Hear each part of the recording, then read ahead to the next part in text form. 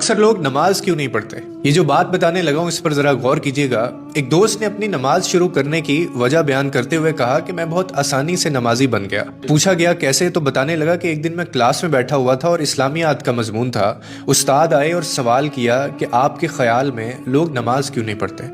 ایک بچے نے معصومیت سے کہا کہ سر جو لوگ مر گئے ہیں شاید وہ نماز نہیں پڑھتے۔ پھر دوسرے بچے نے معصومیت سے بولا کہ سر جنہیں نماز نہیں آتی شاید وہ نماز نہیں پڑھتے۔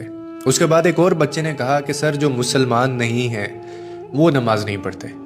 پھر ایک اور طالب علم اٹھا اور کہنے لگا کہ جو لوگ اللہ سے نہیں ڈرتے سر وہ نماز نہیں پڑھتے۔ وہ کہنے لگا میں یہ سب سن رہا تھا کہ اچانک میرے دل میں ایک سوال اٹھا اور میں نے خود سے کہا کہ میں تو زندہ بھی ہوں، مجھے نماز بھی آتی ہے اور میں مسلمان بھی ہوں اور میں اپنے رب سے ڈرتا بھی ہوں، پھر میں کیوں نماز نہیں پڑھتا؟ کہنے لگا میں خود ہی اپنے سامنے کھڑا ہو گیا کیونکہ میرے پاس کوئی جواب نہیں تھا اور مجھے خود سے گھن آ رہی تھی۔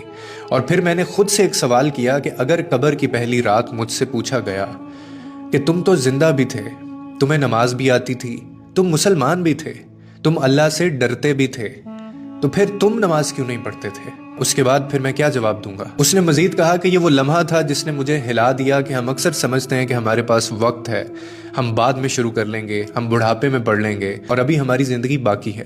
مگر حقیقت یہ ہے کہ موت کسی وقت کا اعلان نہیں کرتی۔ اگر آپ نماز نہیں پڑھتے تو آپ اندر سے خالی ہو چکے ہیں۔